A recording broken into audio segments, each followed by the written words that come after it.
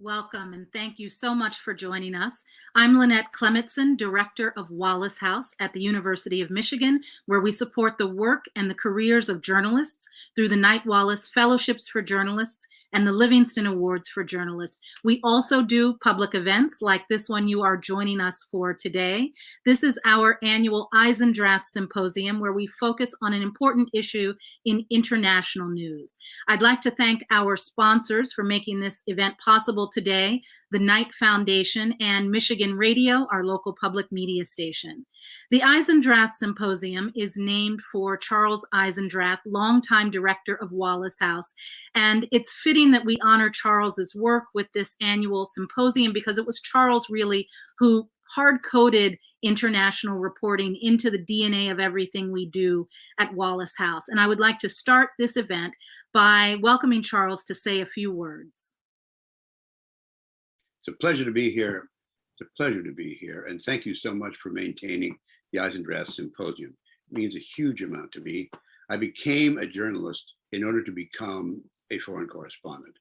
I was taken to Europe at age 11 when there was still rebel in the streets from World War II. I went back as a correspondent at the beginning of the Yankee Go Home movement. So we live in a country that is a world story now, and we are preoccupied with ourselves as seldom seen before. But it's important to realize, realize that there are interesting and important things that bear directly on us happening all over the world. And this symposium begins to suggest just how interesting and important they always are. So thanks again, Lynette. Thank you, Charles, for everything you've done for Wallace House and for me as I lead the program into the future. Now, today we are going to be talking about an incredible project called the Cartel Project and collaborative investigative journalism. This is actually a relatively new concept, and we're going to be talking about it in a few moments. I want to introduce to you, the people who are joining us today. And I want to tell you that we're going to be taking your questions later on in the conversations. For those of you who are following us on YouTube, you can submit your questions on the chat feature in YouTube. And if you would like to tweet your questions, just please make sure to include the hashtag Wallace House, and we will find your tweets and we will include those when we get to the Q&A portion of the conversation. Joining us to talk about the Cartel Project today are Laurent Richard, former Knight Wallace Fellow and the founder of Forbidden Stories, which organized the Cartel Project. Joining us from Mexico, Jorge Carrasco, who is director of the Mexican weekly magazine, independent weekly journalism magazine, Proceso. And also joining us, Dana Priest, national security and investigative reporter for the Washington Post. We also have joining us today to translate for Jorge, Ana Avila. Ana Avila is also a former Knight Wallace Fellow, and she is currently the Marsh Visiting Professor of Communication here at the University of Michigan. So Laurent, Dana, Jorge, Ana, thank you so much for joining us today. Thank you. Thank you. Glad to be here. Thank you. So Laurent, let's start with you, and let's just talk first about Forbidden Stories. And what is it exactly, and why did you get the idea to start it? Well, the mission for Forbidden Stories is quite simple, is to continue the work that of journalists who have been assassinated, threatened, or jailed. Journalists get killed for the stories they are about to publish or they were just publishing. And most of the time, journalists get killed for very important stories, whether it's about human rights violation, corruption, money laundering, environmental crimes. So we need to make sure that people get access to that kind of information. And one way to do it is to continue the work, make sure that we can keep the stories alive. And the way to do it is to do it in a collaborative way, because it's not possible to stop one reporter if you know that there is 50 other reporters ready to take over. So that's the goal of Forbidden Stories, is to keep stories alive and to send a strong signal to enemies of the free press that even if you kill the messenger, you won't kill the message. And this idea is simple. It's coming so from an experience in the US with the Arizona Project in 1976. Reporter Don Bowles was killed, and other reporters, dozens of reporters from the US were continuing his work right after his killing. And you actually put together Forbidden Stories. You designed your pitch for what would become Forbidden Stories during your year as a Knight Wallace Fellow here at the University of Michigan. Yeah, and that's why I'm so thrilled and moved to be there talking with you, because I really arrived at the Wallace House with a dream, and that dream was creating that large consortium with amazing people like Dana and Jorge and other reporters from all over the world to create this new task force, only focusing on stories, only focusing on what the people wanted to silence. And so I came with that dream to the Wallace House. I spent 1 year with you, challenging all the ideas, and maybe we were a bit lucky and we find the way to do it at the end of the year. So with such a crisp idea and a provocative idea, Forbidden Stories was designed to bring reporters together from around the world to finish the work of journalists who had been threatened, jailed, or killed. And that led to the Cartel Project. We're going to spend our time here today talking about the Cartel Project, but just to give our viewers a little grounding in the project, let's just look at a video that shows a little bit of the work you did.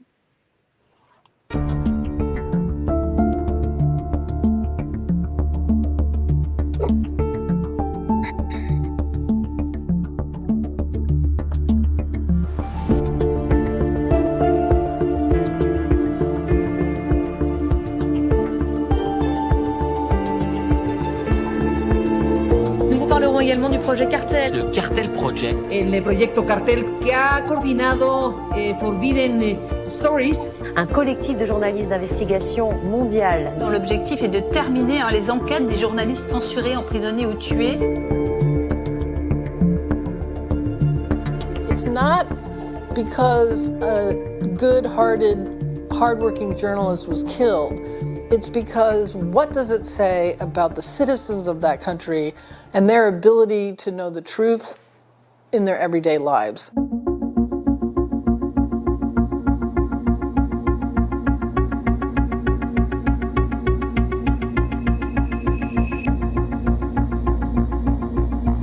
El asesinato de Regina, y ahí fue un punto de no retorno y un mensaje clarísimo de que podían seguir matando periodistas y no pasaba absolutamente nada.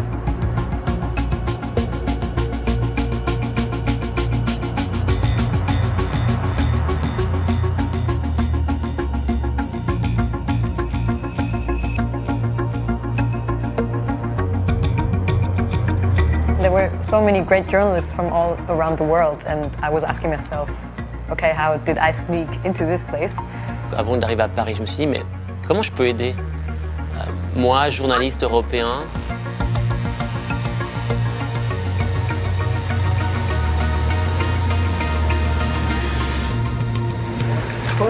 ¿Y eso qué marca es?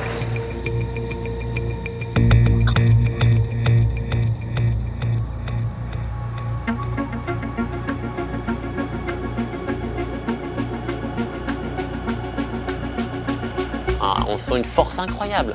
Tous ces gens réunis là pour un objectif, tous ensemble.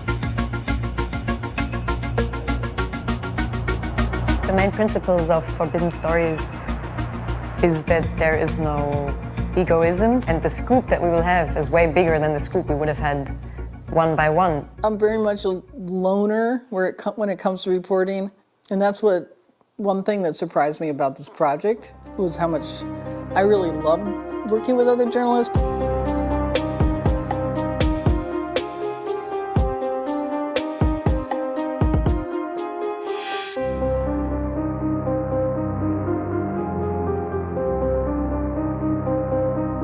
O sea, si eso se lograra, con el apoyo de la prensa internacional, yo creo que sería una enorme ganancia. Behind that is the idea that not to let the killers determine what is the news, not to let the killers silence individual journalists, and that we will take on the work that they were doing when they were killed. And so that's what we did. Such incredible work, and I'm so eager to unpack some of this with you. Let's just start by saying 60 reporters, 25 news outlets, 18 different countries, and just start by acknowledging for anyone who doesn't follow journalism regularly that coming together in this way to report a story is a relatively new kind of development in journalism, right? Journalism in the past has been really driven by competitiveness and scoops and one news organization trying to get to a story first before a news organization that they see as their competitor. And so there are two really novel ideas in here. First, there's that core idea of continuing the work of a journalist who has been killed, and then convincing other journalists around the world to work together on a story and forgo the notion of a big scoop to work collaboratively on something. And so how did the Cartel Project come to you as a story for Forbidden Stories to tackle?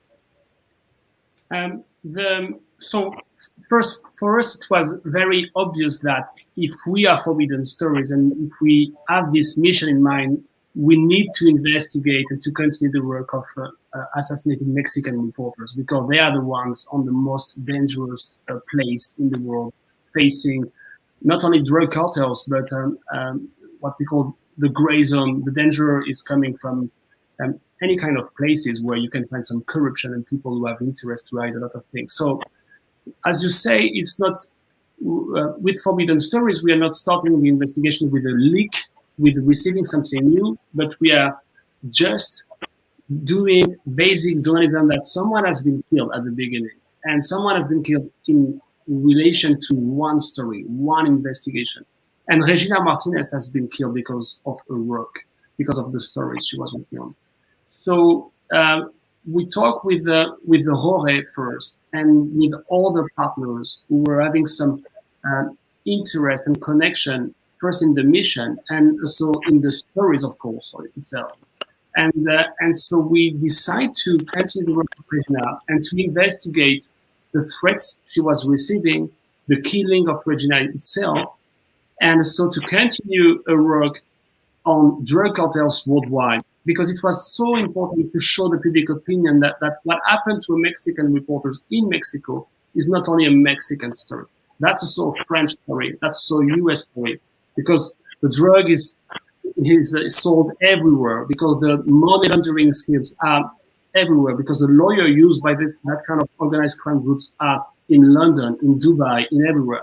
So facing that kind of crime, we needed a global response for that. So this is how it started. And Jorge, can you talk to us about how Laurent reached out to you?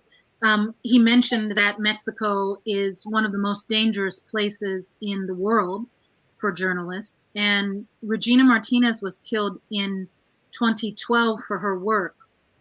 How did he approach you so many years later to try to go back and finish her reporting? And what was your response when a French investigative reporter reached out to you about that work? Bueno, fue a fines del año 2018 cuando 2018. Laurent y Sandrine, la editora de Forbidden Stories, Laurent and the editor me buscaron, acordamos y nos vimos en Ciudad de México ya a principios del año 2019. We met in Mexico City at the beginning of 2019. Y cuando nos sentamos a conversar, yo estaba muy interesado porque el principio era el asesinato de Regina Martínez, pero también era una serie de temas que Proceso ha estado profundamente involucrado, particularmente en lo que tiene que ver con narcopolítica. So it was when we decided to discuss, it was not only about Regina's murder, it was also about a series of investigations that Proceso was leading about drug cartels. ¿Dijiste de cárteles de las drogas? About drug cartels, yes.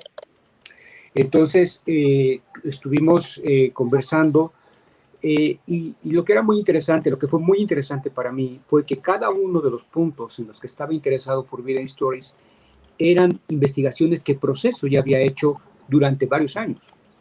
So what interested me the most was that Forbidden Stories wanted to take into account many investigations that Proceso had been working on along the years.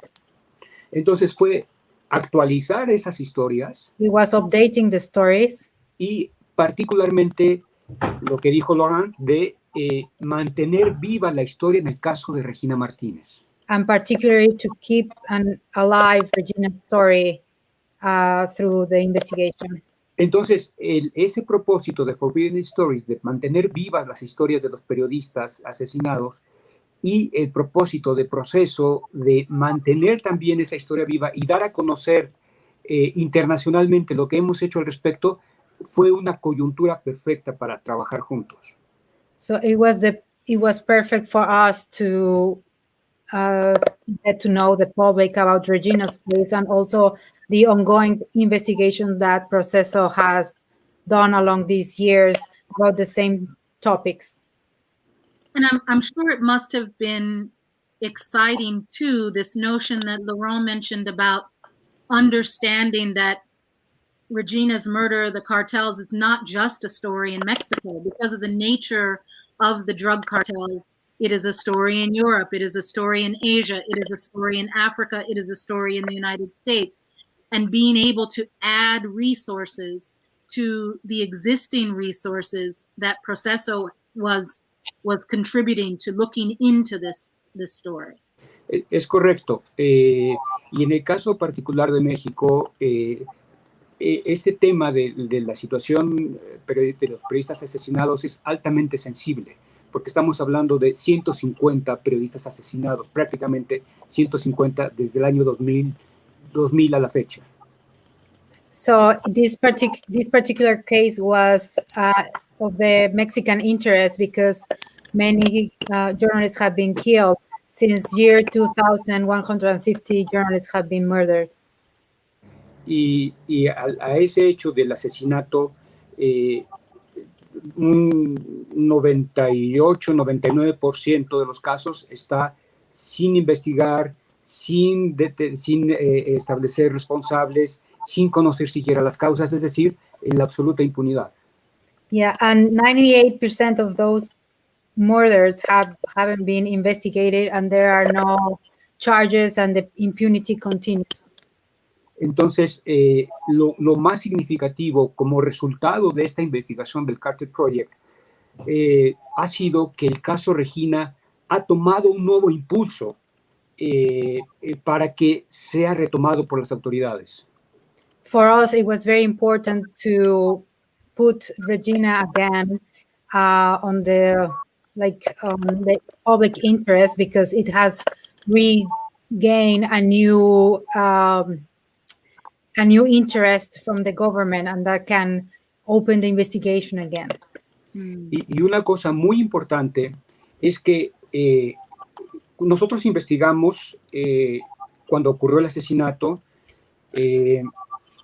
pero la contribución de los colegas, el trabajo de colaboración internacional nos dio a nosotros mismos en Proceso una mirada más fresca para volvernos a acercar al tema.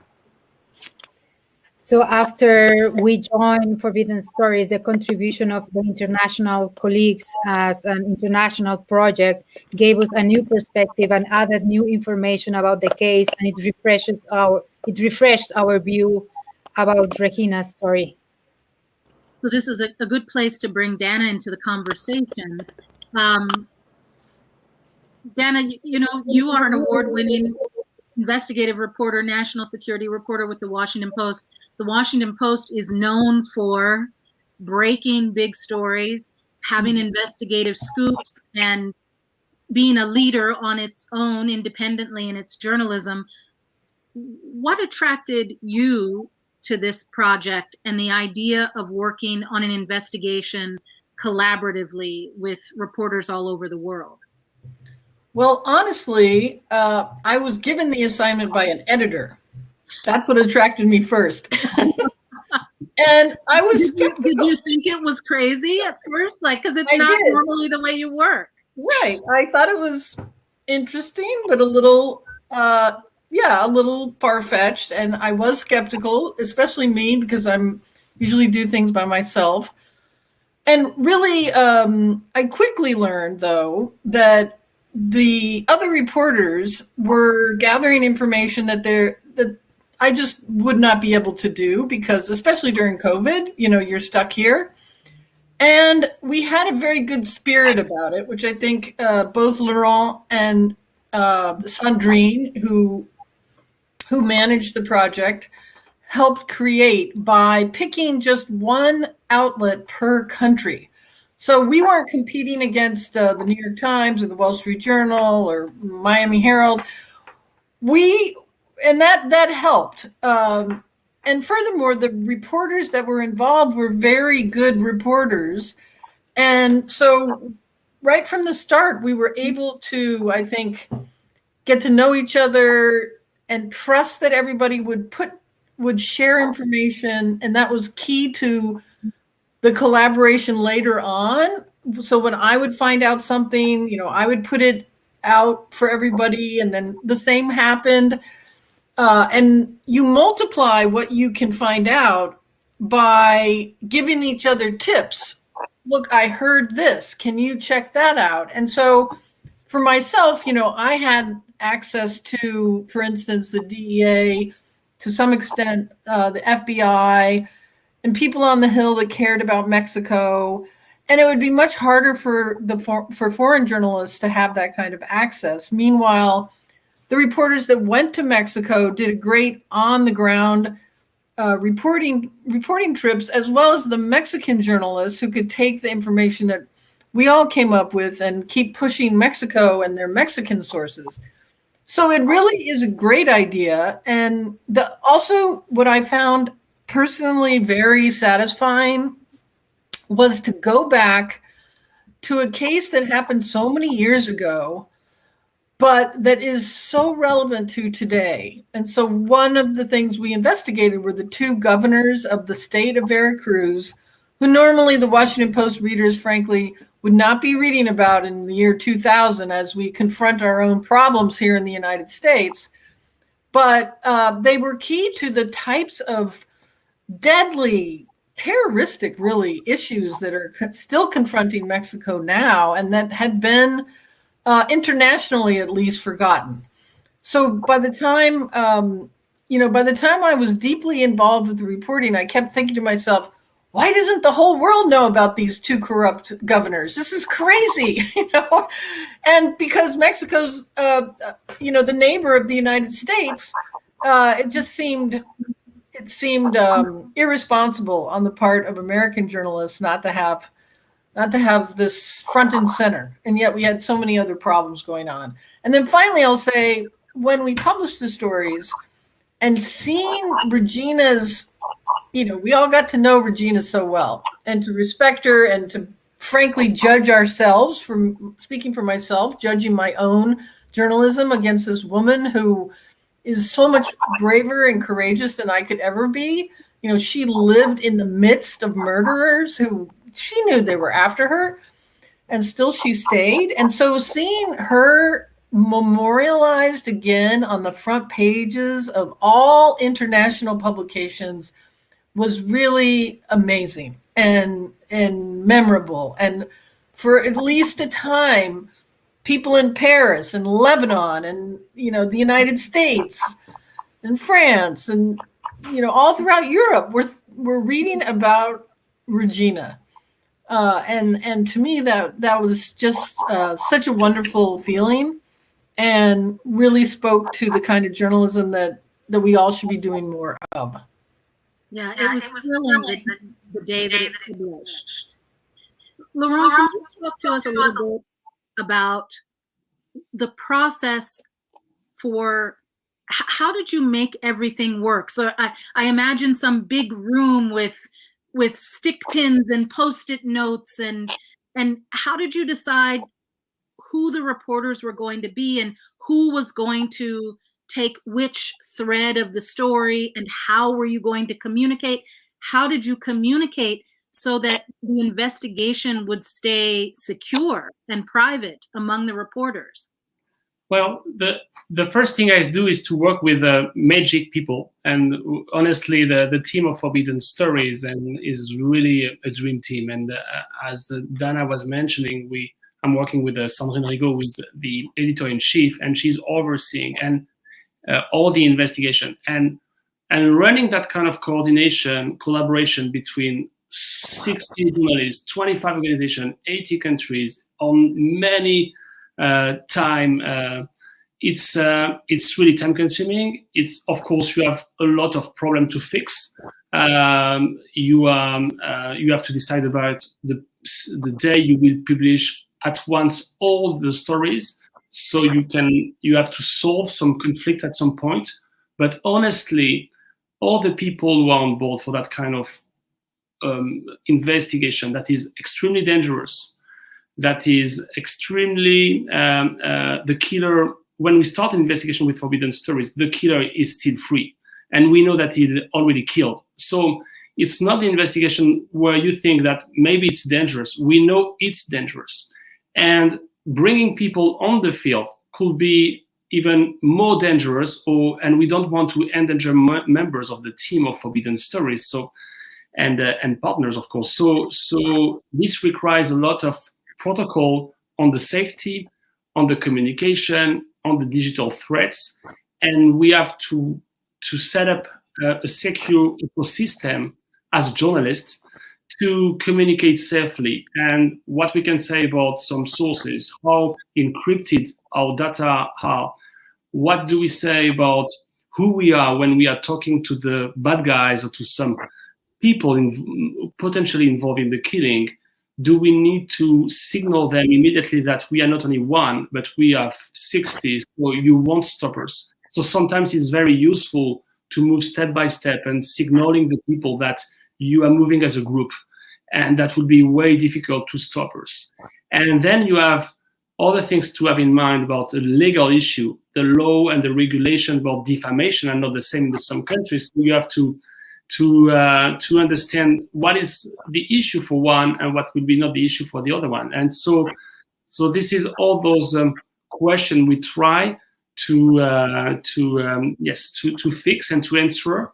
And this requires really a very long period of time before the investigation is really starting, before the collaboration is starting. We spend at least 4 to 6 months with Sandrine and with the rest of the team, going on the field, meeting people in Mexico, meeting people in other countries to pre-investigate and to identify the main leads. We can potentially find very interesting things. You mentioned the danger to various reporters and trying to signal to the people that you're reaching out to, if they're considering harming one reporter, to let them know that in fact there are 60 reporters in 18 countries working on this, and to use that as a way of protecting the work, right, and protecting the reporters. We have a question from our audience, a young woman named Claire Howe, who is editor of the Michigan Daily, which is our newspaper at the University of Michigan. And she has a question that relates to this point you bring up about safety and resources. So can we listen to Claire's question? One of my questions is, I noticed that many of the international collaborators in the Cartel Project also seem to come from countries with limited press freedoms. I'm wondering, what was the dynamic like on the team between reporters from countries with more resources and protections versus those with less? It's such a great question about press freedom and safety it's hard enough to keep reporters safe when you're working in one country, but when you're working in so many with very different circumstances and very different levels of press freedom across the country, how did you manage that? First, I would like all of you to answer this, and I want specifically for Jorge to jump in and talk about press freedom in Mexico and the danger of this project. But Laurent, maybe you can just start by talking at a macro level. Yeah, at a macro level, and Jorge will give some, of course, some much important information on the field of Mexico. But of course, all the interest of having that collaboration is for each of us to benefit from the work of the other one. So we are sharing all the information, and what Dana can find with their DA sources, that's fantastic, and Dana will benefit from another reporter from OCCRP to have a better stories, and this is wonderful. On the safety, what is so just a very small story that on the Cartel Project, we were working with the Sandhya Ravi Shankar. She's an Indian journalist. She's based in Tamil Nadu, in Chennai. And Sandhya was investigating the chemicals that Mexican drug cartels are using to produce the fentanyl. And in India and China, you can find a lot of laboratory where the precursors are made and Mexican guys are buying that. And so Sandhya was investigating that from India, and Sandhya was 1 year before the journalist that we were continuing and the work because she was under threat because of the Sen mafia and organized crime group in India. And so Forbidden Stories is exactly, I think, and I hope about that, creating that network of journalists who are under threat and all the journalists who are not under threat, and creating that network that it doesn't make sense to substance because you have the Washington Post, you have the Guardian, you have Proceso, then that will come, they will come. So it's really a step-by-step process, but what we really want is having people like Sandhya being part of that network, and so we can continue to grow as a global task force of journalists. Mm-hmm. And so Dana, you mentioned before that it was really heartening to know that your participation in this really helped to bring Regina's name and her story back into the public knowledge. But then in real time, you actually are working with reporters who are facing threats in their own countries.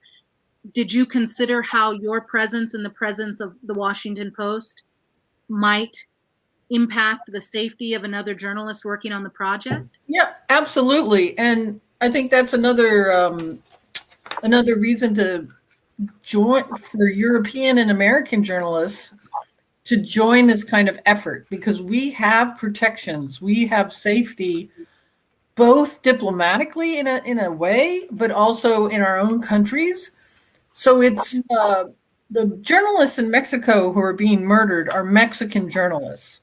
The journalists in India that are being disappeared or imprisoned are Indian journalists.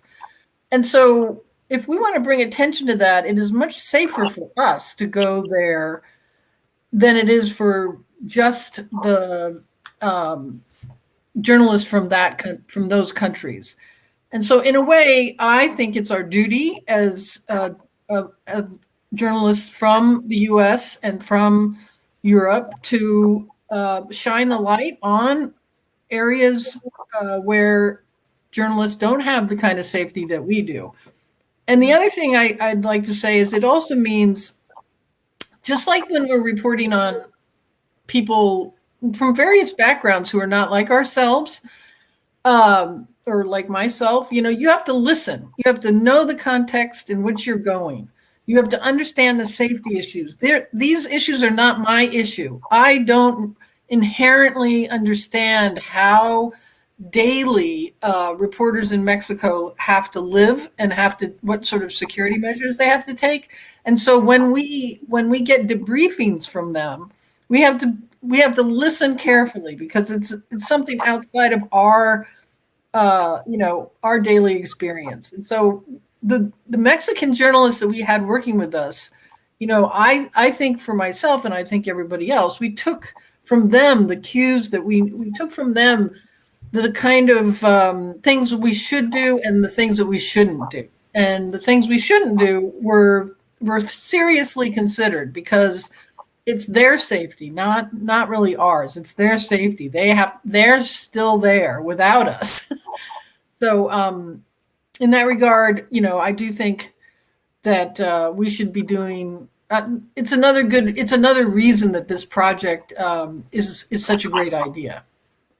Jorge, before you jump in, I want to bring in another question because I think you'll elaborate on it in your answer. We have a question from graduate student Joel Wheeler, who's a master's of social work and public policy, wanting to know how this work changed what the Mexican public knew and felt about Regina's work. So if we can listen to this question from Joel.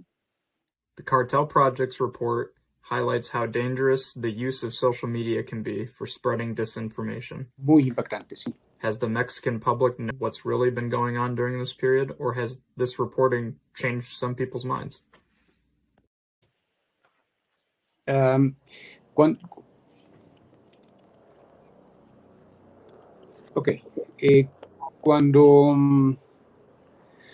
Cuando ocurrió el asesinato de Regina en 2012, fue muy impactante para la sociedad mexicana porque se trataba del primer asesinato de una periodista nacional en México. So when Regina's murder occurred in 2012, it was very shocking because it was the first murder of a national reporter. Entonces, lo que hizo Proceso fue durante un año estar investigando permanentemente el caso y estar presionando a la autoridad para que definiera y esclareciera el asesinato. So Proceso during 1 year was investigating the case and putting pressure on the Mexican authorities to investigate and continue the investigation. Pero esa presión que nosotros hicimos al final se revirtió porque fuimos amenazados para ya no continuar con la investigación. But the pressure that we were putting on the government came back against us because we were receiving threats from the government. Entonces, fue también muy impactante, pero además fue absolutamente, el sentimiento fue de impotencia, de no poder seguir con la historia. We felt really, it was shocking, but as well as we felt impotence because we couldn't continue the research process. We felt helpless. Y además siendo testigos de una historia en torno a un asesinato pasional, sin conocer realmente lo que pasó, las implicaciones del trabajo periodístico de Regina en la investigación. So we were there in the middle of that, and dijiste un asesinato pasional.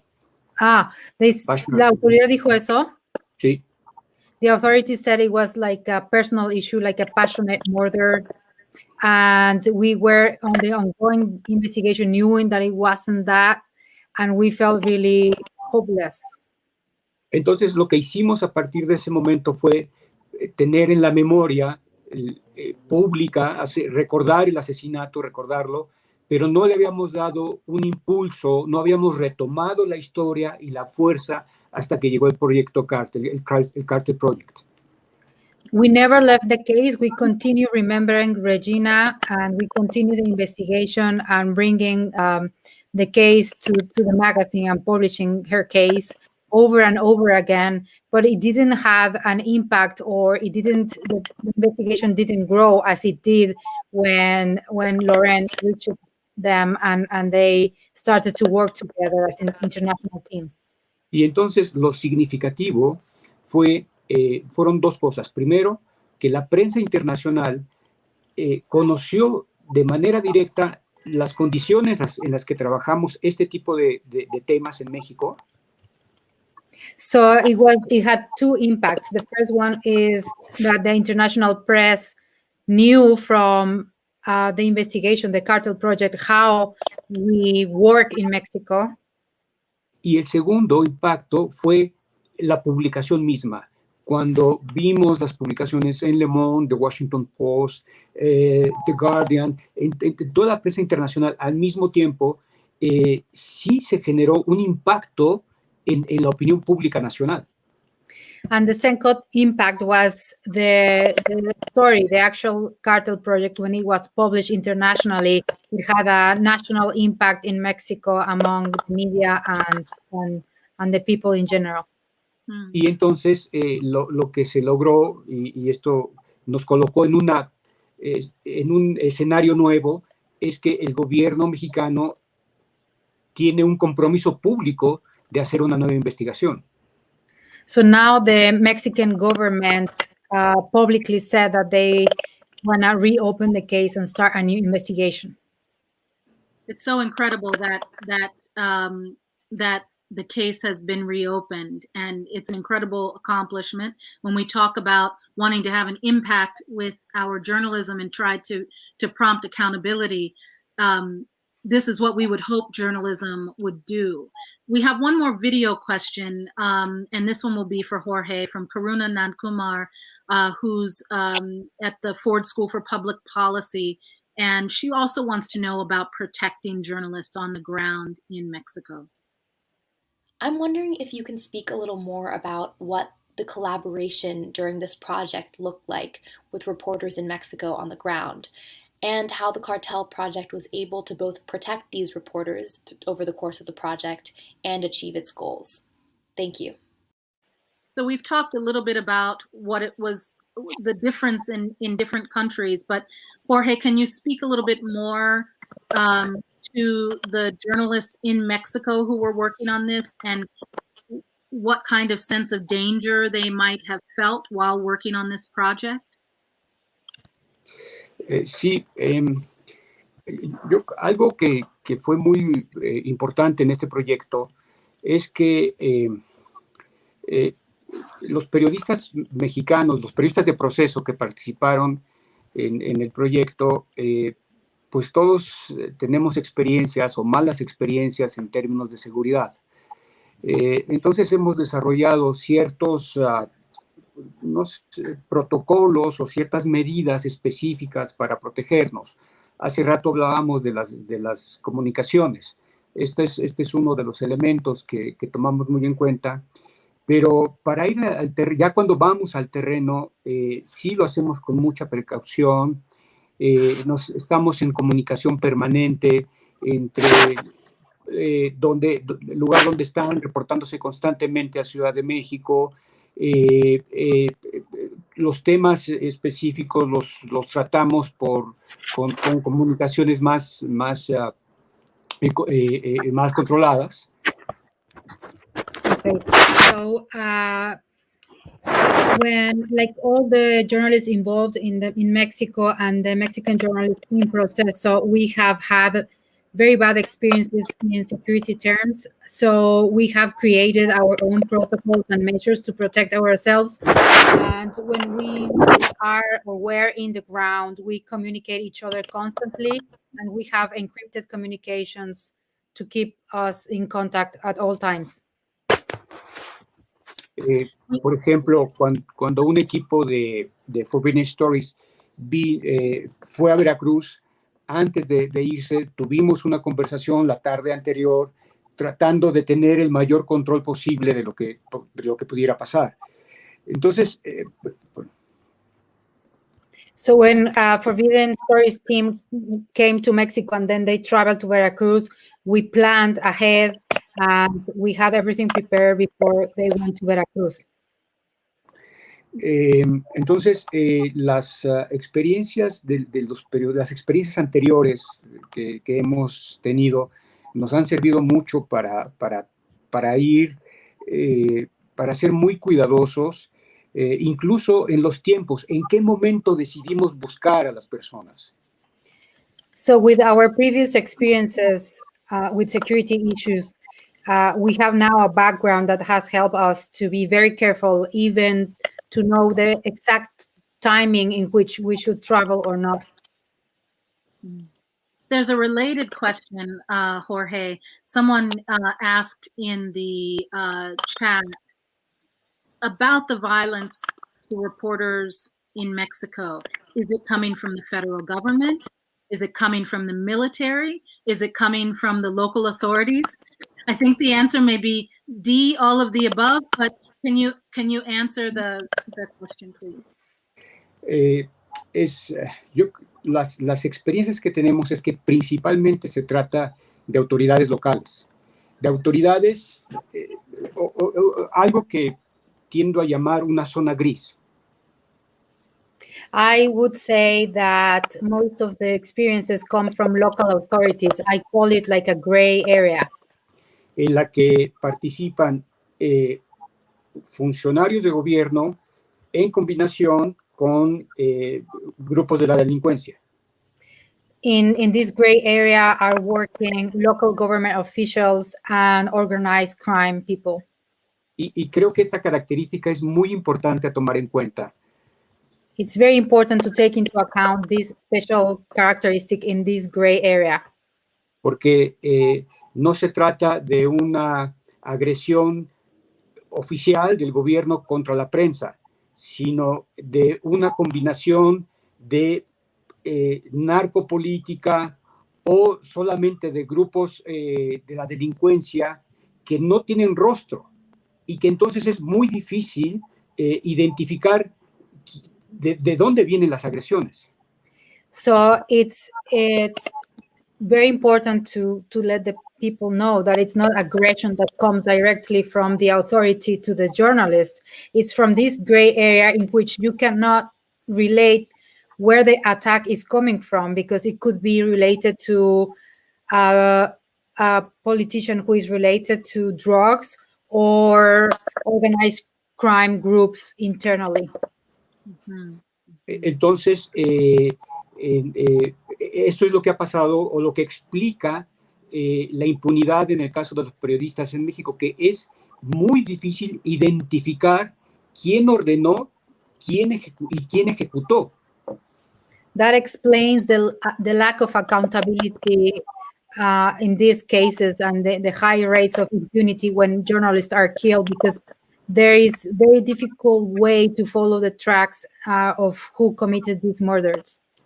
Porque podría ser el caso que una autoridad pidiera una agresión contra un periodista, pero nunca vamos a saber si hay una autoridad. Es el caso específico de Regina Martinez.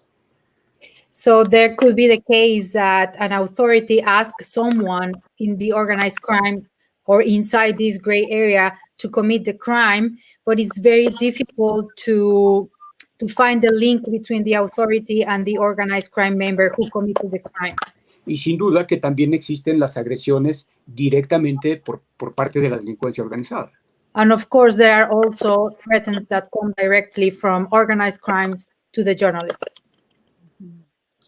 The next question we have, Dana, I'm going to ask you to take this one. For any student journalist who may be watching, how would you recommend pushing back against tight-lipped or even corrupt officials that we might interview? It's such a great question, because student journalists watching you now, I think, maybe feel inspired by this work that you're doing and how brave everyone working on the Cartel Project had to be. But when you're a student, you don't have a lot of protection. So how do students push against corruption and against just obfuscation? Yeah, I think those can be two different things. First of all, if I kind of feel like the best information to go after is what the officials don't want you to know. So let's just start that way, like set your bar high, and then understand what you are owed as a member of the public and of the media, and don't back down. And that means, going after it repetitively, maybe through FOIAs, maybe through other people that used to work in a given department.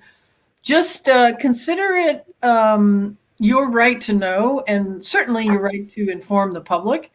On the international front, I think this is a very important question, and it's why I teach press freedom and censorship around the world to my students, because again, I sort of said this before, but to me, it's our duty as American journalists to help out and to use our privilege and our press freedom in this country to shine the light on what's happening in other countries, not just because it's a good thing to do, but because ultimately it affects the freedom and democracy of all of us.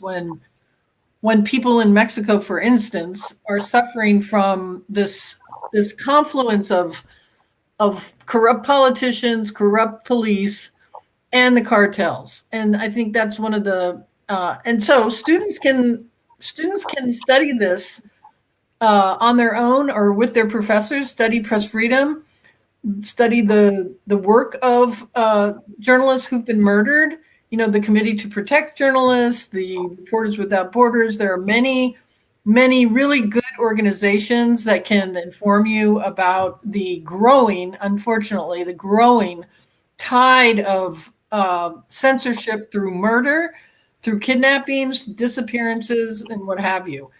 And to me, that should inform your own journalism. If we think we have a hard time because some city official won't answer our question, well, just think about the reporter in Mexico who's dodging murderous cartel members, and then go back and talk to that official. It really puts things, for me, it puts things in perspective. What is really hard to do is not what most of us do in the United States. What's really hard to do is what so many of these reporters in countries with big corruption problems are doing. Yeah. That's a great answer. Laurent, the next question, I'm gonna combine two questions for you. We have someone who asked, two people asked, how did you build the international network of journalists who are currently working with Forbidden Stories? And are there plans for some of the journalists who collaborated on the Cartel Project to work together on other Forbidden Stories projects? And so this gives us an opportunity to back up a little bit, Laurent, and talk about the Cartel Project is not the first collaboration that Forbidden Stories has done. So can you talk about your first international project and how you built this network?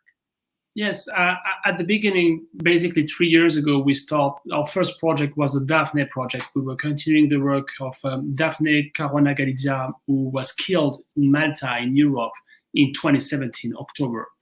And we wanted to work with journalists who first were interested into investigative journalism. That means that you start a story with not knowing where you are going. It's really the most difficult thing in investigation, that when you are pitching the story to your editor, he will tell you or she will tell you, but what is the revelation? And you will answer, I don't know, but I believe in this story, so give me 10 days or give me 10 years.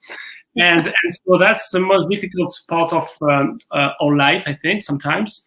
And the second thing is, so you have to believe that strongly into journalism for doing that. And the second thing is to believe in collaborative journalism. That means I don't want to be the only one on stage for the award. I'm ready to work with the other ones. I'm ready to let my ego far away from this project. And I will share all my information with the other one, because what we're looking for is really to achieve a difficult and dangerous investigation, very complex, that requires a lot of skills and different skills. That you need people who are very good and who have good sources on tax avoidance for some money laundering part of its stories. You need people who have strong connection with authorities who are fighting against drug dealers or other things. You need people who will be very good in doing some OSINT work. They are investigating open source pictures everything they can find on the net, on Twitter, on Facebook, to identify the weapons used by the cartels by the serial number. And so we are creating the network that way with talented people who have different kind of skills, who believe in collaboration and who believe in investigative work. And so we build that way. And the second question, of course, is yes, from the beginning, from the Daphne Project to the Cartel Project, we are growing, and we try to do that in a way where we are building trust between each of us. And that's the most important word in that kind of adventure. You need to trust the people, because if there is one mistake done by someone, you can really contaminate as a cluster the entire group who will work on this information. So we are all publishing the stories, but we are all independent. We are all our view on the stories. We are not publishing the same stories in every paper, but so you have to share. You have to be very careful, and for that you need a very good relationship, and you need to know each other. So that's why project after project we start to keep that dream team evolving and growing. And to the question about whether or not the journalists who worked on this project might work together again? Yes, of course. We are building another project where we need people from previous project, and this is how we were doing from the past project to the Cartel Project, and how we will proceed. So that's a good place for us to wrap up. We had questions in the chat about other countries that are facing dangerous situations for journalists, and we should acknowledge that while we were talking about the situation in Mexico here, unfortunately, there is much work for Forbidden Stories to do, because there are numerous countries around the world where the basic work of journalism and the work of journalists are constantly under threat for the simplest of reporting tasks. And so, Laurent, we are so thankful to you for creating Forbidden Stories and for continuing in the work. It is wonderful to see organizations in the United States like the Washington Post being eager collaborators to Forbidden Stories. So Dana, thank you so much for your work, and we look forward to hopefully seeing you in future investigations. And Jorge, for all of these years since Regina Martinez was murdered, we really thank you and Proceso for following the story for all of these years when the world was not paying attention. We hope that the president's agreement to reopen the case, that there will be enough pressure from journalists that he will follow through, and that there will be accountability in this case, and further light brought to make the situation for journalists in Mexico safer, and so you can continue your work. Ana, thank you so much for translating and for the work that you have done in Mexico, you yourself as an investigative journalist. It's really heartening to see the work of all of you, and for the students who are watching us today, I really thank you for joining. This work of journalism takes it takes passion, and it takes a bit of desire to be a little bit of a troublemaker. And so we thank those of you out there who want to be engaged in this work of asking questions and pushing for answers. And we hope that you will follow the work of Forbidden Stories. If you haven't read or consumed the Cartel Project, you can still access that work. You can follow Laurent and Forbidden Stories on every social platform. And we have links to all of the work at Wallace House as well. So thank you all for joining us. We would like to thank again our sponsors for this event, the Knight Foundation and our local public media outlet, Michigan Radio. And we want to encourage you to join us for our upcoming events. We have coming up tomorrow morning a conversation that we're doing in collaboration with the University of Michigan's Detroit Center called An Ounce of Prevention, confronting concerns about the COVID-19 vaccine. Joining me in that conversation will be one of our current Knight Wallace Fellows, Nick St. Fleur. And on Friday, April 2nd, I will be in conversation with Rainey Aronson Roth, who is the executive producer of Frontline, talking about the importance of documentary investigative journalism and the role that Frontline plays in our current journalism ecosystem. So thank you for joining us. We look forward to seeing you again. And to Charles Eisendrath and his work that has allowed us to create the Eisendrath Symposium, eternal thanks. We'll see